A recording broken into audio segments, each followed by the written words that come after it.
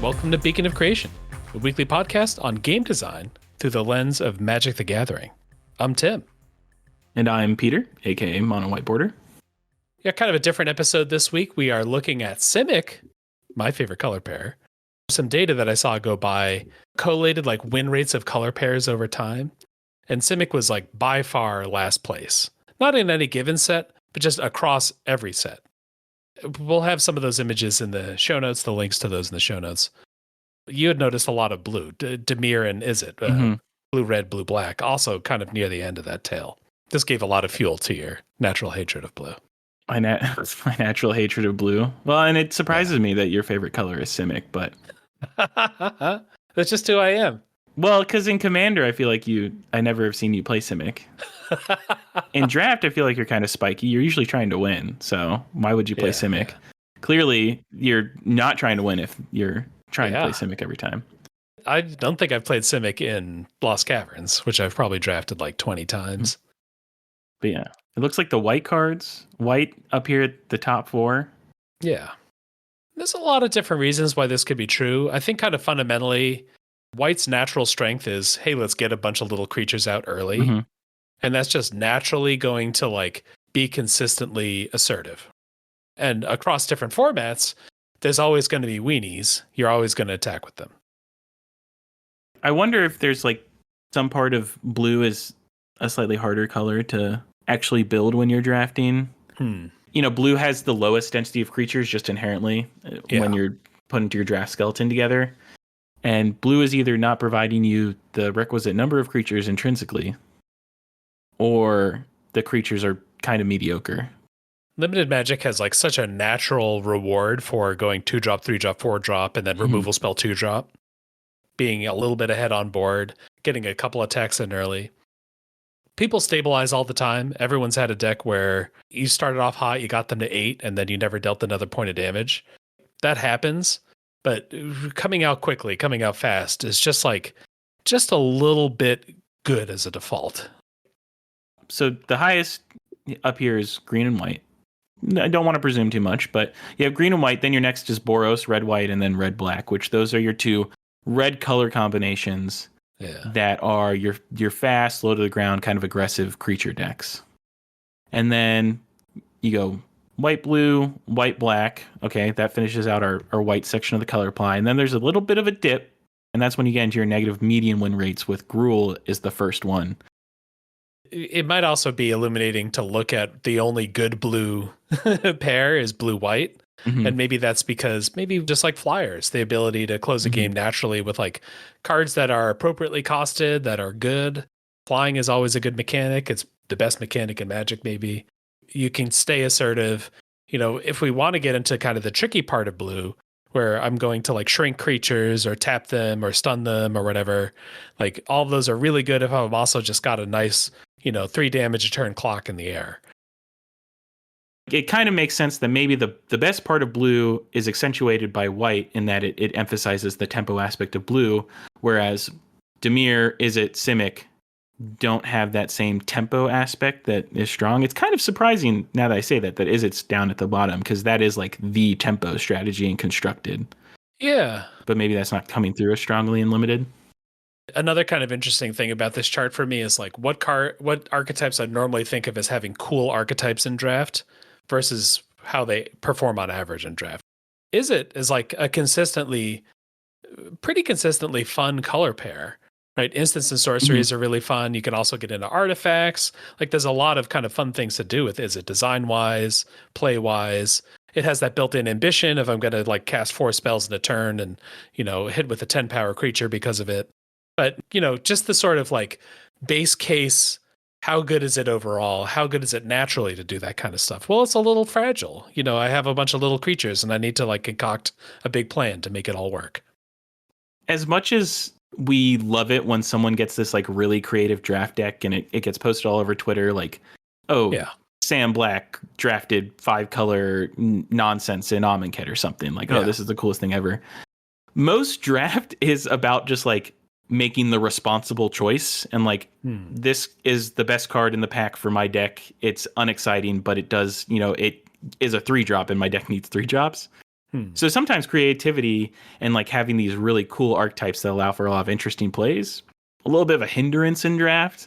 So that makes sense that maybe some of these more creative archetypes are down at the bottom. Unfortunately, the Johnny player, if you're catering to them, you're only trying to get them to win 1 out of 10 games. And that's not going to help your win rate. Yeah. And I think part of what we should sort of frame for this episode is that we're not necessarily trying to stay focused on this win rate thing. Like the difference in win rate is not humongous. It's like a 2% or something from the beginning to the end. But it's just a way to sort of notice that maybe we can give Simic a little more time, look through what Simic has been doing in the last couple of years, maybe sort of see some common trends, and then maybe like what's good to accentuate. What other things could we dig into with Simic to like naturally make that color combo more fun, more consistent, more cool in draft?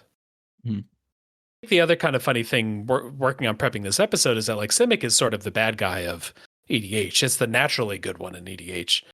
I think you might say that white is maybe naturally the weakest one in EDH. Like just a curve out of a couple creatures doesn't mean anything in EDH. Whereas drawing a bunch of cards and playing a bunch of extra lands is naturally awesome in Commander. So we have sort of this kind of flip going from like the biggest constructed format to limited formats, like of what's naturally good, of what's naturally strong. So I think what we'll do, we'll just start going through these sets.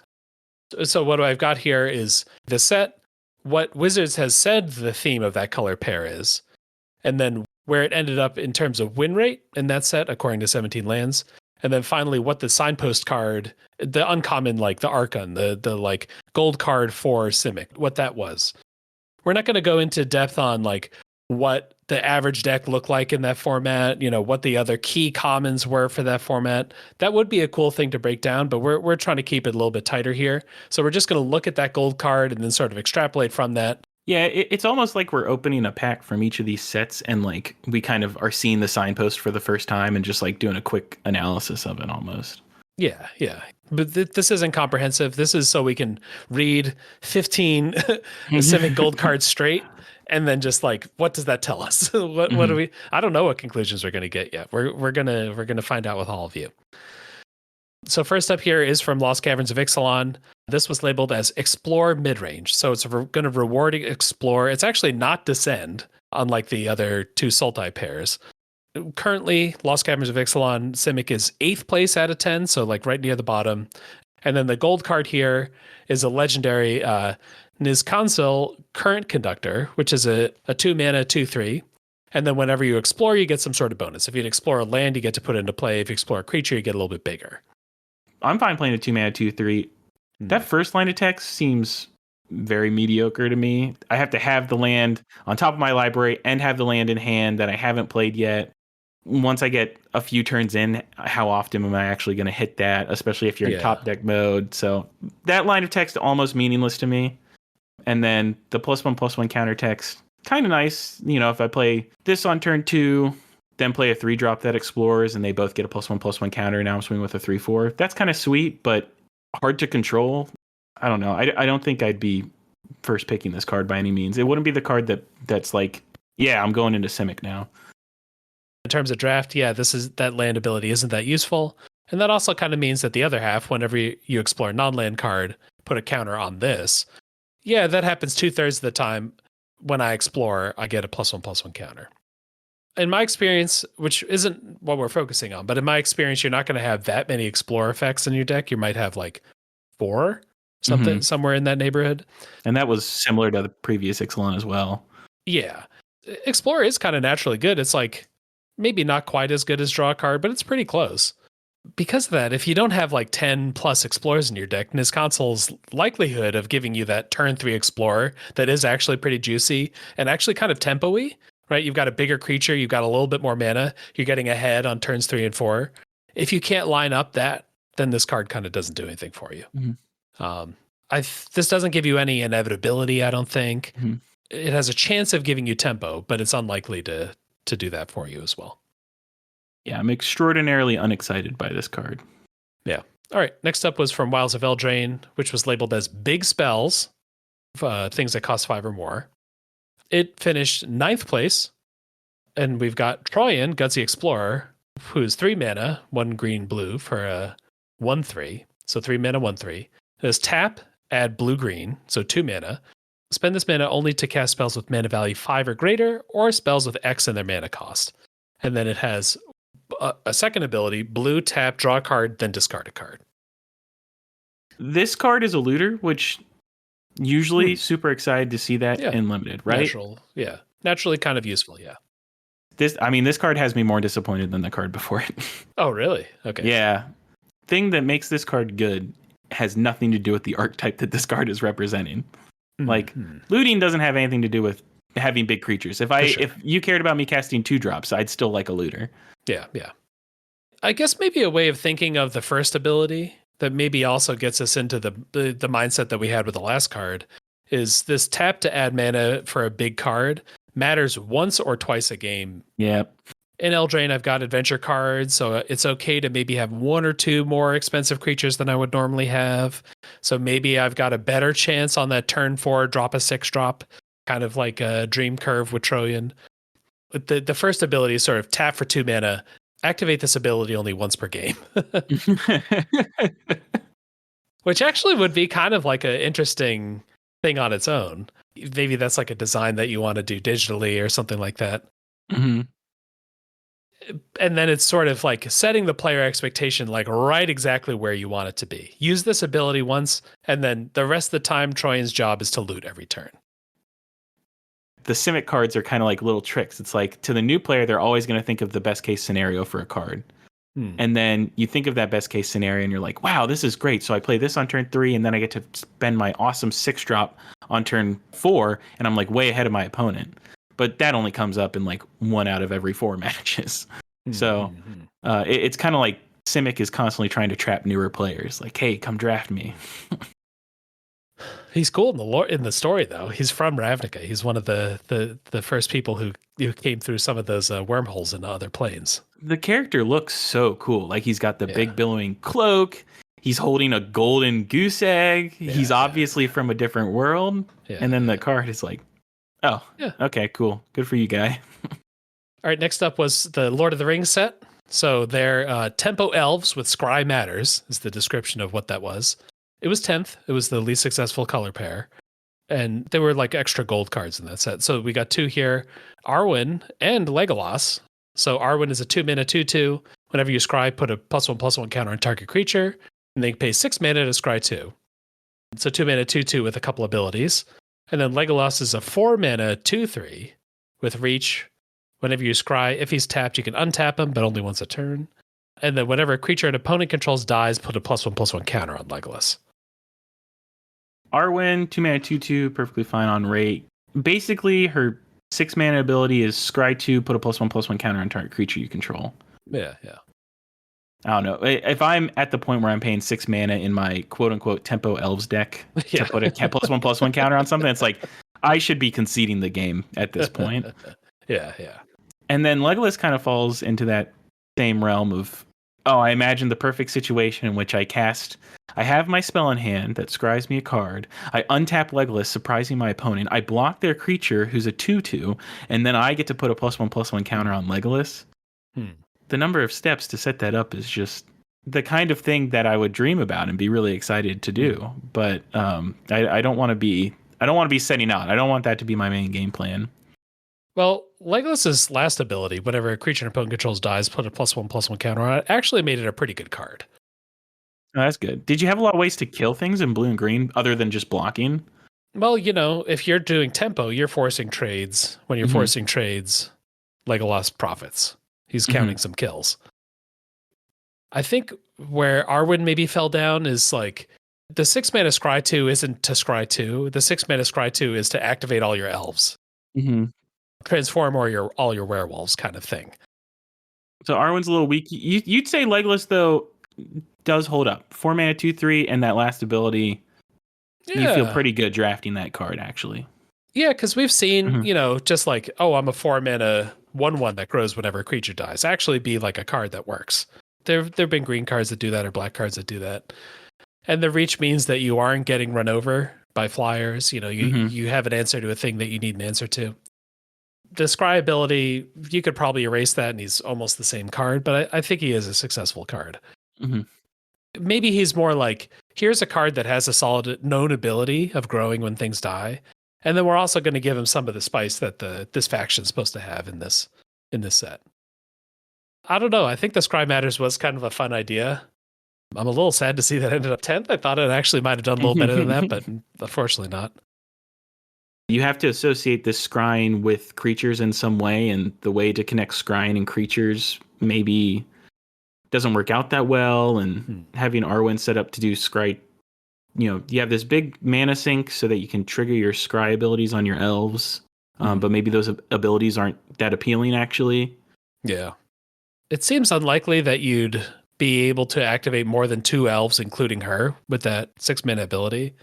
Just the realities of draft. How likely is it that even if you have the elf theme deck, they can have more than 2 on the battlefield that care about scrying?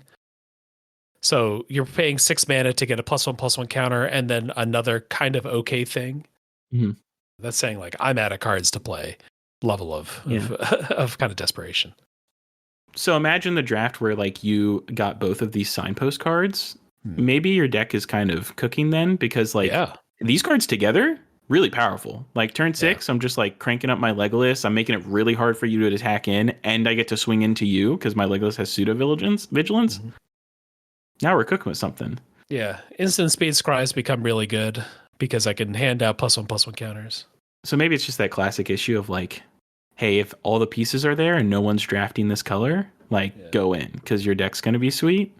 But if anyone else is drafting the color, then you're both just going to be splitting pieces and nothing's going to come together. If we're looking at these sort of collective win rates, they're sort of measuring both how naturally consistent is the archetype, which is kind of anti-linear, right? Like if I just have 3 creatures that are Boros creatures, and I curve them out 2, 3, 4, no matter what cards they are from the set, they probably attack pretty well. If I have 3 random cards in Lord of the Rings in my Simic deck, what's the likelihood that they work together? Well, it's unlikely naturally, because the elf cards really care about scrying and nothing else.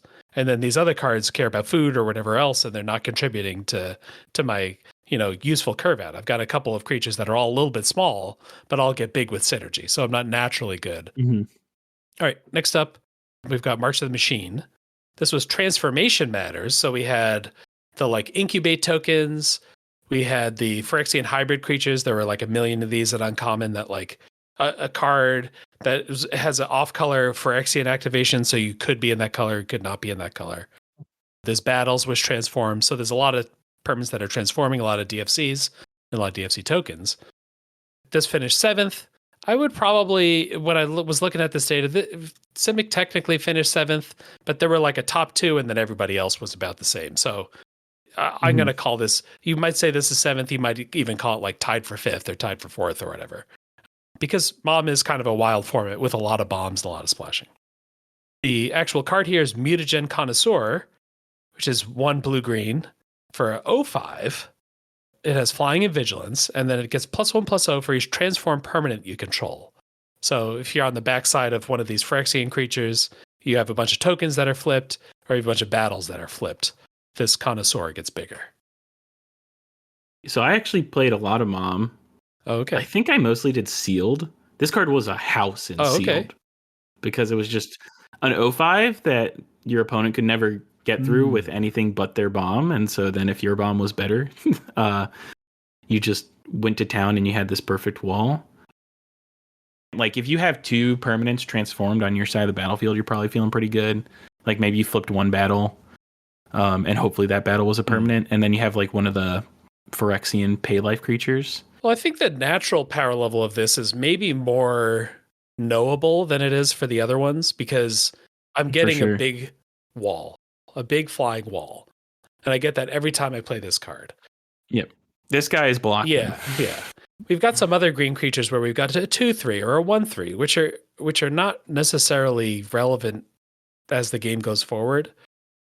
Whereas this 05, I know exactly what I'm going to get, and I can kind of plan ahead. This is saying you have time to flip all your stuff because this guy can block for you. It's a little bit dreamy to expect a 2/5 or a 3/5 or a 4/5. Like if I have 4 transform permanents and I'm not already winning the game, I don't really know what the game state is. Even a 2/5 vigilance, if that's a card, if that's just like a 2/5 flying vigilance for 3 mana, for even 4 mana, I'm playing that card because that's a really solid card. It gives me a little bit of clock, keeps me in the game, keeps my opponent, keeps me from getting in that state where I'm at 8 and they're at 20. Instead I'm going to be at 8 and they're going to be at like 11. And I'm like, well, I can work with this. This is, they're missing some of their life. I just need to do 1 or 2 explosive things to get back in. Now, I don't think any player is fooling themselves into thinking they're getting a 3 mana 5/5 at any point. Yeah. I don't think it's a trap in any way. 5 toughness is really where I'm going to also safely block 3 drops pretty consistently as well. And 0/4 starts to get beaten by some like a 3 drop and the next turn putting a counter on it or whatever. But 5 toughness, that buys you some time. I feel like when I was drafting Mom, my goal was I'm just going to stay as open as possible so that when I open my 3rd pack, I get to take the bomb from it. So maybe you don't want to encourage people to be too linear because the reality is the power is in just like whatever big card you get to put in your deck, whatever good card you get to put in your deck. All right, next up, going backwards, we have All Will Be One. The theme here for blue-green was proliferate and poison. This is another 10th place finish. We might have some more of those coming up. But the card here is kind of a fun one. Tainted Observer, 1 green-blue for a 2/3. And it has flying, it has toxic 1, and whenever another creature enters the battlefield under your control, you may pay 2 if you do proliferate. So I've got my 2/3 flyer for 3, which is like kind of a nice deal. It has toxic 1, so I'm not going to like win by poison with this guy, but it can get the toxic train started. Because soon after that, I'm going to start playing more creatures, and then we pay an extra mana in order to proliferate. So my one poison counter is going to turn into more, hopefully, over time. Yeah, 3 mana, 2. What's that guy who, whenever he deals combat damage, you destroy an artifact or enchantment? Oh, he's the like, Trigon Predator. Yeah. Yeah, is that our Trigon Predator stat line? Vintage Cube staple? Yeah. Giving a poison counter versus destroying a permanent is maybe a different a different class of effect. But this is maybe in that dead zone, though. Like 2/3, not that great a blocker, only an okay attacker. Body-wise, it's not changing the game. The abilities have to kind of matter for this to be an archetype uncommon. And the ability on it, whenever a creature enters the battlefield under your control, pay 2. If you do proliferate, I am not super excited to pay 2 to add a poison counter to my opponent. I don't know how often people died from poison in 1 limited, Pretty often, but yeah. if I were to sit down, I don't know if it'd be, my game plan wouldn't be to proliferate you to death, but maybe that's totally viable. Like you can just proliferate people. From my memory, the answer for why this was not a successful archetype is that the blue proliferate stuff didn't quite come together. Like the either Simic or Dimir dream of I'm going to get 2 poison counters on you through combat and then proliferate the rest of them didn't pan out. Dimir also really struggled in 1.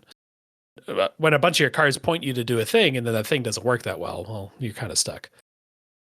Well, and the thing that they're pointing you to, I can't imagine the designers, if they made that thing successful, if the format would have been enjoyable to the player, right? Like if the format is like, oh, hey, I attacked you with like my 2-drop I played and I hit you twice and got 2 counters on you, and now you're just going to die because I'm going to have random proliferate cards that are also good. Like that would be like worst case scenario for the return of poison, right? I think there's maybe some debate there because 1 is not super highly regarded, and it's because like poisoning people out with white cards was actually really viable, like ending the game very quickly.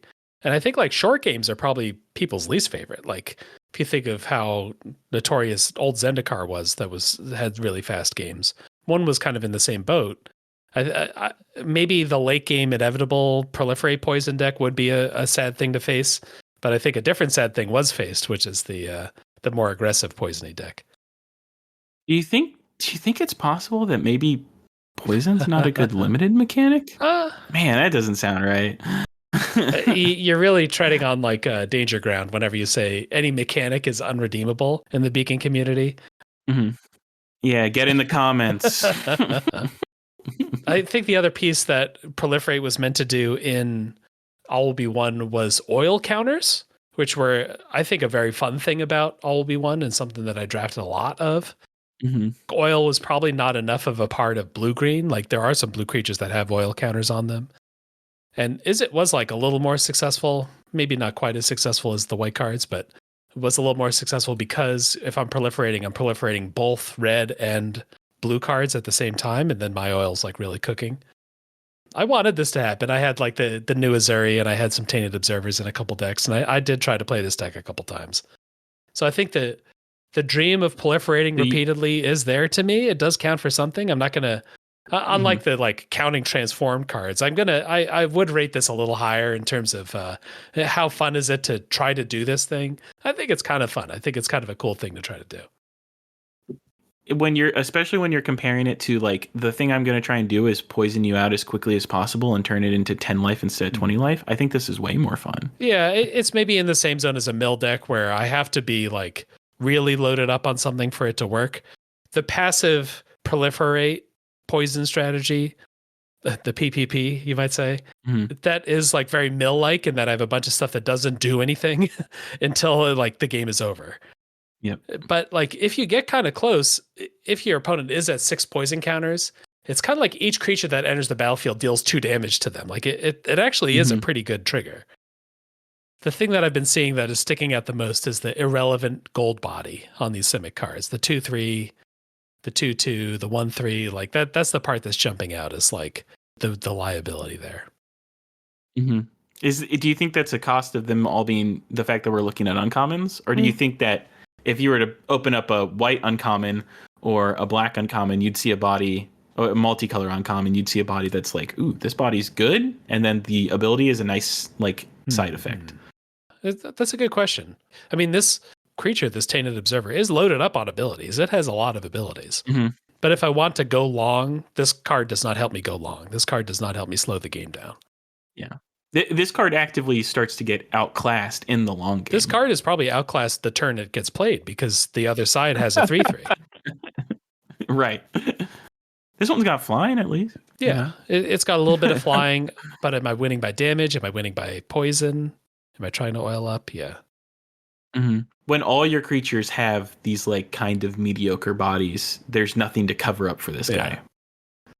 When my 2-drop was a 1/1, and now my 3-drop is a 2/3, and they're all behind the curve of my opponent who's playing 2/2s and then 3/3s, has a problem. I'm never gaining the tempo back that I'm losing. I'm sort of thinking that like because blue-green is going to be a little weaker on removal, it's not going to be as good at like taking out all the best creatures my opponents had. The bodies end up being kind of relevant, and when the bodies are kind of this like missized like 2/3, well, they're not actually going to help me win combat. They're not going to set up good blocks or anything like that.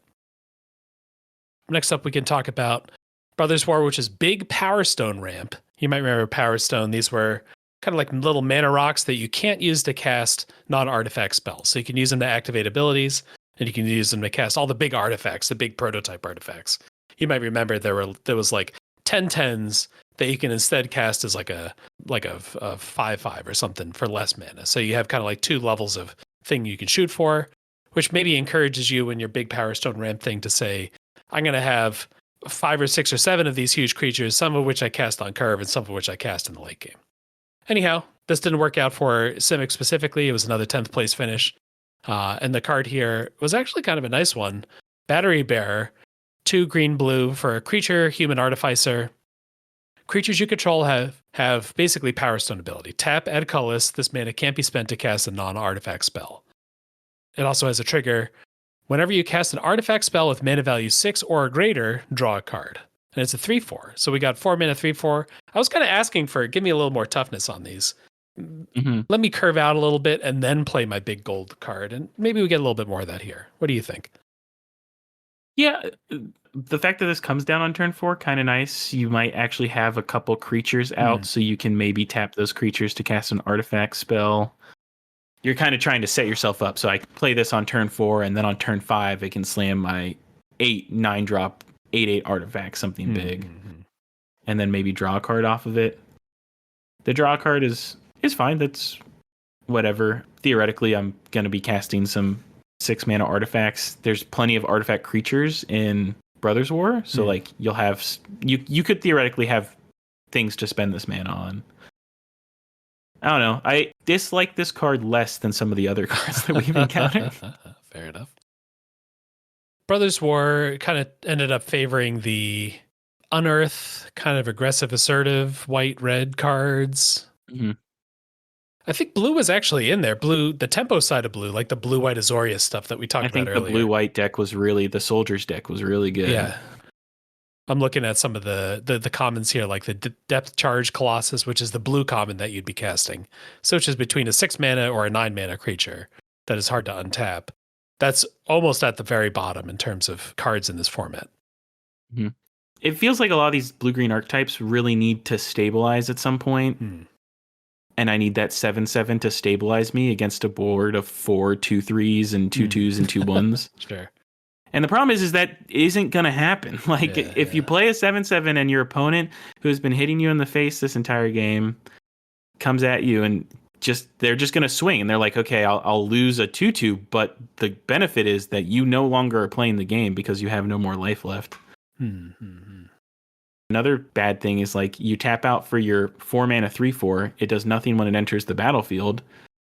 You pass to your opponent. It's their turn 4 or their turn 5. They have a removal spell, and then they attack you anyway. Like, you know, and all the bodies you played beforehand are a worse rate because we know our 3-drops are going to be 2/3s and 1/3s. Yeah. So I think this probably does a better job of some of the other cards that we've seen of mitigating that, because it's a naturally kind of solid body. That 4 toughness is kind of good. And then it's giving you cards back whenever you play your big guys. So at least you're getting your card back when things get removed. It maybe doesn't save you tempo wise, but it does save you value wise on your big boys. Well, maybe you would know this more, and I should be framing this as a question instead. Where is the removal at with limited right now? Like, for me, the thing that I'm thinking of is, like, unfortunately, this is a 3/4, and there's a ton of removal that's like creature with power 3 or less. And so I pay 3 mana, I remove your 3/4 that you paid 4 mana on, and I only spent 3 mana to remove it. That's not super ideal. You've played a lot more limited than me. You might actually know whether how the removal lines up now with Simic cards, and maybe that's part of the issue. I mean, usually to get that 4th damage, you're talking about a fairly expensive spell. At least that would be my guess. I probably wouldn't put the blame on this card like I might with some of these other cards that we've looked at in terms of letting down the archetype. I think this guy was fine, but maybe the cards around him didn't quite get there, or the format wasn't really conducive to it. Well, and unfortunately, like, the archetype being Power Stone based, Power Stones were really good as, like, an incidental benefit that sometimes let you activate an ability a turn sooner. But I definitely was not, when I was playing Bro, once again, another format I kind of did a lot of sealed of, I wasn't thinking like, oh, I want to get some Power Stones on the battlefield. Like, Power Stones are going to be my route to victory. They're more of just like oh, cool, I have a Power Stone, I can activate an ability a turn sooner than I normally would. Or, oh, I can activate an ability on my opponent's end step. I can't think of many of the common Power Stone cards that were really relevant. Or if they were relevant, it was just like, I need an artifact to sacrifice, or I need an artifact to animate. Like, the only one that really stands out to me was Argothian Opportunist, which maybe would have gone in the same deck. It's a 3 mana 3/2 green creature. ETB, make a Power Stone. So it's just like a slightly weak green creature. You know, you'd normally want at least a 3/3 for 3. But you get a Power Stone. That maybe was more just in the food zone, right? I just want an artifact that kind of has some loose synergy. It's not my whole plan, though. It's not something I'm trying to do a ton of. Well, and where Power Stones were kind of sick, right, is what you were talking about earlier. The best deck were these kind of like Unearth decks, and there were a ton of artifacts with Unearth, and you use a Power Stone to cast your Unearth artifact, and you're feeling great. And so the Power Stones actually benefited the like aggressive decks a little bit more because of Unearth than maybe the ramp decks with the prototype cards. This is only a guess, but I also think maybe they didn't want to go super aggressive with Power Stones because they are, you know, they're little baby Moxes, right? If there were a lot of good Power Stone cards, then you could maybe do some busted things with artifacts that we don't want to do. I think it's a long known kind of tradition that R&D sometimes struggles to find the thing for Simic to do. It's similar to like a problem that Dimir has, where like we don't really know what makes blue and black want similar, or like where their overlap is. And I think blue green kind of runs into that too. Yeah. What's the shared combat identity of that? Like they could both have hexproof, I guess, or ward, but there's nothing like combat wise that they both do that you can key off of. Yeah. Same with Dimir, of course. Next up here, we've got Dominaria United, which is like, I think one of the fuzzier ones at looking at two color pairs. Fortunately, the gold card actually like pretty much lines up with that reality. So maybe Simic specifically, it's another 10th place finish. But maybe it's because it's not actually geared to be a color pair. It's geared to be like a 3 or 4 color thing. We're maybe looking at the wrong segment of data for this. His theme was Domain Ramp. And then the gold card here, which was a very powerful one. This was one of the top cards. Is Nail Evizoa Aeronaut, 2 green blue for a 2/4 flyer, which is the body that I was asking for earlier. Whenever Nail Evizoa Aeronaut deals combat damage to a player, look at the top X cards of your library, where X is the number of basic land types among lands you control. Put up to one of them on top of your library and the rest on the bottom of your library. Then if there are 5 basic land types among lands you control, draw a card. You can like Giga Scry every time you hit. And then if you do assemble the full domain, you get to draw a card. Draw the best of 5 cards every turn, which is quite a dreamy payoff. Like you said, I think you're right that it is a little bit of like the Simic deck is, if you're only Simic, you probably messed up somewhere. Like you're not doing what is intended. Or this card is specifically bad in a 2-color Simic. Like we're at its worst in a 2-color Simic deck because you see the fewest number of cards and you have no dream of hitting the real payoff. Yeah, so it's hard to get too much from this. This is a sweet card, at least. And I think I do remember people being like, "This is the unpassable, the unpassable uncommon in the set." Next one going back was another one that we don't have to care too much about, Streets of New Capenna, which of course the blue-green deck couldn't use any of the gold cards, so we're going to just skip that one. I did want to talk about the highest finish so far, New Kamigawa. The theme was Channel Ramp. Channel are these cards that you sort of have this like secondary backup mode. And then it actually got 5th place as a color pair. This is another one that I'd imagine a little bit of splashing, but its gold card is also pretty good. Colossal Sky Turtle, 4 green, green, blue. So 7 mana for an enchantment turtle. It has flying. Ward 2 is a 6/5, so humongous flying expensive card. But it also has 2 channel abilities. 2 and a green, discard it, return target card from your graveyard to your hand, or 1 and blue, discard it, return target creature to its owner's hand. This card is sweet, right? Like, so 7 mana for a 6/5 flying Ward 2. That's pretty close to on rate, I'd have to imagine. Yeah. I mean, how many 7-drops do I really want to play? But if it is a 7-drop, yeah, for sure. But this 7-drop comes with a ton of modality, too, where you basically have 2 other cards in your hand at all times. And both those effects are supremely relevant and limited. Being able to rebuy your bomb or being able to bounce a creature to keep yourself alive is pretty sick. So thinking this archetype finished 5th, this card seems like an actively good card. Yeah. Is there a distinction we can find with this card compared to our other cards? Is there something that this card's doing differently? I mean, for one, this card is a curve topper rather than being like a 3-drop, 4-drop middle of the curve card. That's already kind of a big difference.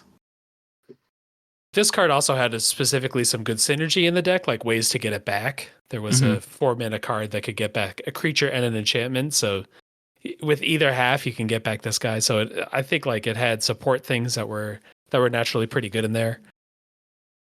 All of our signposts previously, I feel like, are trying to get you to like do an interesting synergy thing, and this one, the interesting synergy isn't written on the card anywhere. Like the synergy is elsewhere, written on other cards that get it back from your graveyard. Calling the theme for this archetype Channel Ramp, you don't have channel synergy. There aren't cards that care about you channeling. It's just this card is good because it can channel, and also you have to ramp to cast it. Yeah. It turns out that cycling, if it gives you things other than drawing a card, is still pretty good. Yeah, I think the novelty that this card exhibits is pretty low. The get cards back, recycled enchantments, that kind of stuff. Enchantment synergy in the blue-green deck was a fun deck, but maybe not because of the label and not because of this specific gold card. The power level's high. What about so You open your pack and you see this card. Is this like what's your fun meter? Is it like going off the charts with this card where you're like, oh my god, this card's gonna be so fun to play? No, I don't think this reads like the fun meter is super high on this one. This is just like a cold hard, like this can do 3 different things that are all good. Okay, so the lesson here is that when you're building your signpost, if you want the archetype to do good, Johnny level 1, fun level like 2, spike level 10 for the signpost, and that'll just make sure the archetype's good. It's maybe fair to say that the archetype overall, the cards that you put together in a deck are pretty Johnny. You are doing kind of kooky things that add up to more than a sum of their parts, but this card does not tell you what those things are going to be. Next up, we've got Crimson Vow, which is tied for 8th, so at the bottom again. Vilespawn Spider, green-blue for a 2/3 with reach. Well, the reach actually makes the 2/3 a lot more relevant. At the beginning of your upkeep, mill a card, and then you can pay 4 mana, tap it, sack it, to create an insect for each creature in your graveyard as a sorcery. Okay, so 2 mana, 2/3 reach. I think that is a good, like, if we're assuming that Simic tends to be on the blocking side of things. Yeah. This is a pretty good blocker. It's going to block the 3 mana 2/2 flyer that they put down. It's going to block the 2 mana 2/2 lifelink that they put down. Spirit tokens. I think it's the other 2 abilities drop off a little bit. Beginning of your upkeep, mill a card. Okay, so I think that's signposting that like this is some sort of self-mill strategy. You kind of alluded to that earlier where like mill, and you compared the poison counters and proliferating to mill, where it's just kind of like you're doing things that maybe will end the game, but you don't really notice until the game's over if those things were good or not. Yeah. And then, so like, let's say this 2/3 loses its relevancy. You can pay 4 mana to sacrifice and make a bunch of 1/1 green insect token creatures. What do you think a good number for that is? 4? Like if we make 4, we're feeling good? Yeah, I think that the reason that I actually find this card pretty appealing if I saw this in a pack, because it makes me think of things like spider spawning, where I knew that like spider spawning is like too good. Like it's just like busted good. But I've learned that I'm going to get 10 cards in my graveyard and I'm going to make 10 1/1s, and that's going to be unblockable basically. So that's what I'm hoping to do when I see this ability. I'm not sacrificing it for anything less than like 5 or 6 unless I'm dying. And here we see the Simic inside Tim slowly creeping out. We've read enough cards that Tim can, for a moment, blind himself to just the crazy good upside potential, which I imagine that this card didn't really achieve since it's come, the archetype itself ended up not doing super well. Yeah. So maybe that getting a bunch of creatures in your graveyard turned out to be just a little bit harder. A lot of times we tend to see in formats now, they put a lot more like incidental grave hate in the format as well. So that probably did not work out in this card's favor either. I think green also kind of suffered in this format, just kind of across the board. I would probably put this first place among all the, like in terms of read, in terms of like signpost work. This tells you to do a thing. That thing is like something you can try really hard to do. You can try to get the 11 creatures in your graveyard. It will still deliver even if you don't, if you kind of do that. If you play naturally, you just play like 20 creatures in your deck, you're going to get up to 6 creatures and get 6 insects out of it. It can block flyers, which is super relevant. So the body is a little small, but relevant. Honestly, that I agree. And that is really freaking depressing. Because I don't feel like this card is cool at all, but I do agree that it is the coolest. Yeah.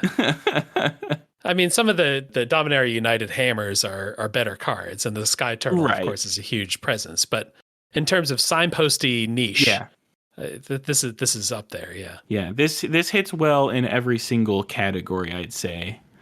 But as we know, that doesn't necessarily turn into a good overall archetype. The next one that we've got here is actually our champion of the Simic ones that we've got in the stock here. We've got Midnight Hunt Flashback, which was tied for 3rd. Whoa! We're really chomping the middle on the podium right now. Midnight Hunt had double gold cards at uncommon, so we get like a real good look as to what they thought would be good in this set. Blue was very good overall, but the 2 cards here, maybe we'll do one at a time. Root Coil Creeper, another 2 mana 2/2. Tap to add a mana of any color. Tap to add 2 mana of any one color. Spend this only to cast spells from your graveyard, and then pay 2 mana, tap and exile it. Return target card with flashback you own from exile to your hand. So like super flashback. Yeah. How does this one read to you? So this card's doing the thing that we've seen from a lot of the Simic cards where they kind of load it up with abilities. Mm-hmm. These abilities feel relevant. 2 mana producing creature. Fine. Play this, turn 3, play my 4-drop is a line of thinking that's a little bit Dream World, but way less Dream World than the average Simic card we've read today. The spend 2 mana of any one color to cast spells from your graveyard. Nice little tie-in. Incidentally relevant, but you're also just getting to make mana, which is good. So like that's a fine pairing. And then the rebuy effect, I mean, you're going to use that, right? Eventually this card is not going to be relevant. You're going to have enough mana and it's going to be extraordinarily relevant that you can go and pull it back. It just seems like this card's got a lot of relevant things going on that are going to be relevant at different points in the game and throughout the entirety of the game. And that's a huge benefit that we haven't necessarily seen on every card that we've read through today.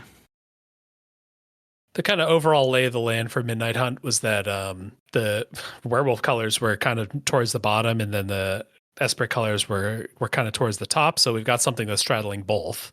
Maybe that sort of explains our 3.5 place finish. Both these cards were kind of like towards the top in terms of playable good gold cards. They were some of the best gold cards in the set. If you've got some kind of big werewolves and you want to cast them, or if you've got a bunch of disturb, so you've got a bunch of stuff to cast out of your graveyard, or you got some flashbacks, so you got a bunch of stuff, you want extra mana, and this can give you extra mana early. The conditions for those extra mana aren't that tough. They're useful in a lot of decks. I can get double mana if I cast a disturb card or I cast a flashback card. And then if I really want to sort of draw a card, I can sack this to get one of my flashback cards back from No Worries Veil. It's kind of the opposite of what you described with the elf archetype. The elf archetype kind of has this scry niche that it's calling to. And how well does that overlap with the other things that cards in that color are trying to do with the food theme? Well, scry and food don't really work together. Whereas this card, like you said, it's working with the werewolf aspect. It's working with the flashback aspect. So it's kind of just straddling things that other cards want to do, but working well with them to do those things. Yeah, maybe a way to think of some of these cards is that this card is good specifically with things that are in this set, but not specific to things that are in its color pair. Mm-hmm. If we are talking about like Scry Matters, that's specific to the color pair. If we're talking about like cast a big creature, well, that's not specific to this set. Every set has big creatures. It's not that interesting. This maybe is in that good archetype sort of signpost zone where it's asking you to do a cool thing in this set that maybe this pair is a little bit better at than other pairs, but you'll always get use out of this ability. You will have flashback cards in your deck, and even if you haven't drawn your flashback cards yet, you can at least get out your 4-drop or your 5-drop early. And honestly, if you have the one flashback, like let's say you have one, maybe 2 flashback cards. Yeah. Cast it 4 times. Yeah, the chance to rebuy them is great no matter what, and you're not completely committed to it. Like if you never draw them, whatever, you still have a good card. And if you do draw them, then it feels amazing to cast it 4 times. Yeah. Cast it, flash it, cast it, flash it. Yeah. So yeah, maybe this is another one of the champs that we're pretty happy with. Mm-hmm. The other one was kind of a wordy card, but like really depressing to play against. This was a beater. It's Winterthorn Blessing. It's 2 mana for a sorcery. Put a +1/+1 counter on up to 1 target creature you control. Tap up to 1 target creature you don't control, and that creature doesn't untap during its controller's next untap step. And it has flashback for 3 mana for 1 green blue. Yeah, talk about tempo. Oh my gosh. Yeah, this is all tempo all the time. There have been a million blue cards that are like tap a creature, it doesn't untap next turn. We even have stun counters now because it's so common. But adding a little extra beef along with your stun counter really changes the math on the card. Mm-hmm. And then you get to do it twice. Yeah, or 4 times. I think this is a card that you would have a hard time making the only gold card for that color pair. Like this is so indistinct in terms of what it does naturally that it might not be cool enough to be your archetype uncommon. But in a set where they decided to like pull the trigger and have 2 uncommon gold cards per color pair, have 20 total instead of 10 total, This gets to occupy like a really useful niche. It's very blue-green because I'm making things bigger and I'm stunning things. Like that feels like it's a blue-green card. And the flashback makes it like a thing I won't experience in other sets. That it's maybe not dreamy. It's not like giving me a cool deck to build.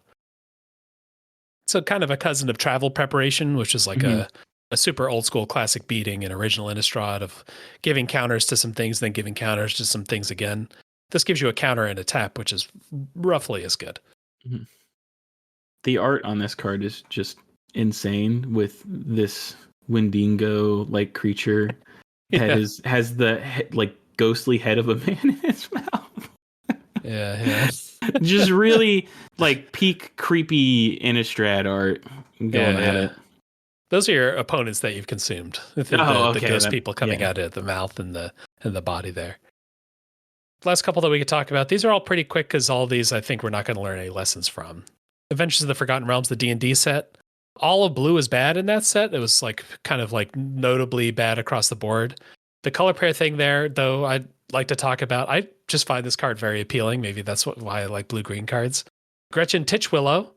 It's 2 mana for Halfling Druid. It's a cute little druid looking at a flower or something, or a mouse. It's a 0/4, and for 4 mana for 2 green-blue, draw a card and put a land from your hand onto the battlefield. So let's get a little explore. Just hit the explore button as often as you want. This is like one of those cards where everyone sees it and they're just like, oh, this is just for the commander players. I think this actually came out during the like Uro time period, right? Where every Simic card was just like, draw a card, put a land on the battlefield. Who cares? Yeah. And, commander players had a lot of thoughts on that. Notably, this is like almost exactly the same as a notably powerful partner card, Thrasios, who's like one of the like tier 0 partner commanders. It's just the bad version of Thrasios. So it's the uncommon version that you get to play in limited. Yeah. 2 mana 0/4, blocks a lot of things. Yeah. 4 mana, draw a card, pull land. I mean, this is just like horrifyingly generic. Late game is going to be nice. You're eventually going to hopefully draw enough cards to outdo your opponent. Mm-hmm. But you have to get to that point, and is Simic good enough to get to that point? Yeah. Blue wasn't, it turns out, in this particular definitely set. Not. I think in other contexts, I think this would be a really solid player in that kind of deck. I agree, it is kind of generic. Maybe, the D&D set that were going for like pseudo core setty vibes. Right. If this is your first gold card that you see in Simic, you're like, oh, hell yeah, I'm going to do this. I want to just hit this button. The more you hit this button, the easier it is to hit this button because you have more lands. And it blocks well. So I think it might not just signify something that's unique to enfranchised players, but at least like the card's fully aligned. It wants you to go really late, and it allows you to go really late by being an 0/4. Put a counter on it, it's going to block anything. We also had Strixhaven, which of course had only 5 schools that you'd really play. Strixhaven was sort of like Silver Quill versus a mixture of everybody else, and red was a little on the soft side. Quandrix, the Simic guild, was second of the 5, so it actually had a pretty good. If you want to extrapolate that to a 4th out of 10 or a 3rd out of 10, you could do that. All those cards kind of point in the same direction, and actually kind of like Gretchen here. Zimone is a 2 mana 1/2, a little worse at blocking, but it can spend some mana and tap to put a land into play, or 4 mana and tap to draw a card and then draw an extra card if you have 8 lands. You care about having 8 lands. 8 lands is the key number a bunch of cards turn on once you hit 8 lands. Mm-hmm. Like I said, this is from that same time period where Simic was put lands onto the battlefield and draw an extra card. Like, we don't know what to do with you. Yeah. In Kaldheim, we had another double gold card situation. The themes there were shapeshifters. There was like the whole shapeshifter faction, I guess you'd say, or race. And then it was part of the snow group in that set as well. Tied for 8th, so you don't want to just be Simic. You want to mix other cards in. It was kind of in a Boros versus the rest of the world kind of format where there's like a mixture of Sultai or other colors. Temur was kind of good in that format. It had a 5 mana clone, but better. And then it also had a saga that 2 mana, mill some cards, return some snow cards from your graveyard to your hand, and then recycle some graveyard cards. So like super Durdle mode. Yeah. It's really funny to me how hard it is to evaluate the signpost for this set, these 2 signposts for this set specifically, because they care about other stuff. They like don't care about themselves. Yeah. It's really dependent on how good the other cards are, and if they're tied for 8th, maybe the other cards weren't very good. Yeah. Like a clone but better is like kind of naturally kind of cool. 5 mana, but I get 2 extra counters. So it's like maybe a raw power card with not a ton of synergy. Maybe because it's snow, you're going to get it back with the other thing, with the 3 seasons, because it can return 2 snow cards from your graveyard. I'm glad you're the Simic fan, because you think a lot more of these cards are cool than I do. Clone's kind of cool. Big clone. Big clone. Eh. I think I think all sagas are boring, actually, but and this is one of the more boring hot ones. take. Hot take snuck in at the end of the episode. I believe it firmly. Our last one that we got on this table here is from Zendikar Rising, which was Kicker Ramp. I remember it being pretty fun, like a fun, cool kicker. There's a lot of kicker synergies and the cool things to do with kicks, but if it finished sixth, it wasn't that dominating. There's like Drake Roost or something that was good with kick cards. The archetype card here, Little Mage's Familiar, 3 mana, 2/4. Tap it to add a blue or green. When you cast a kick spell, you gain 2 life. I don't remember this being that high a pick, but it at least, tells you to do the right thing. You need to wait it into a longer game to cast your kick spells. We're going to give you some life to help stabilize when you do. Yeah, I don't know. Is this the most boring card on this entire list? I think it's more boring than Gretchen, even though Gretchen might be more straightforward. Yeah. Because the dream of just hammering Gretchen more and more exponential times because I've got so much mana, that's at least kind of beautiful. There's no explosiveness to the familiar. Like, I get I'm a white mage, but as soon as you put gain life on a card, I don't know. The just interest level for me in that card just falls off a cliff. Yeah. I think we've actually kind of learned that life gain on some green cards is actually really good and very solid and limited. Like the 5 mana or 6 mana big creature that gains you 3 or 4 life when it enters the battlefield has been a routinely good curve topper in limited at common. Well, and we talked about it earlier. Like, you need that stabilizing effect that a single 7/7 can't give you, but a 7/7 that gains you 5 life and gives you a few extra turns, that can definitely do it. Yeah, but something about like only gaining 2 life like really brings down the card read, brings down the appeal, brings down the dream level of a card. Like, seriously, you can't even gain as much life as a food token? Come on. Don't talk to me. Yeah, I guess like it also depends a lot on the density of that mechanic. It felt like I could have like 8 or 9 kick spells, maybe even 10 in this format in blue-green. But, I'm gaining 2 life 2 or 3 times rather than just 1. So I am kind of gaining that, big ogre level of life, but just in a way that's not very exciting to read. Alrighty, so what have we learned? What's your favorite card of these cards? Oh, honestly, my favorite card has to be the Tatiova Steward of the Tides, which is so funny that it comes in the set that's not really Simic. But honorable mention probably to this Root Coil Creeper as well. You're liking that guy? Yeah, that card's juicy. Yeah, it's got a lot going on. Not juiced, juicy. Variation on juice. Casting a flashback card 4 times is that's a good dream. That feels like an acceptable dream for me to have when I draft this in limited. Like, I'm going to cast my flashback card 4 times. My biggest takeaway is the 2 or 3 or 4 mana 1/3 or 2/3 is not going to do me any favors combat wise, so it's not going to help me get to a long game. So if it's going to be a small little guy, it's either got to have a way of snowballing or it's got to be useful right away. It's not a promise for later. Your Root Coil Creeper. I'm going to use that mana right away. I don't care. It's only a 2/2. It's not very good at attacking or blocking, but that's okay because I'm going to slam a 4-drop and then a 5-drop on turns 3 and 4. Whereas some of these other ones that are like 2/3 flyer that will win the game in 10 turns. I'm maybe not getting anywhere with that. My poor Arwen, who I love this card. I love looking at this card.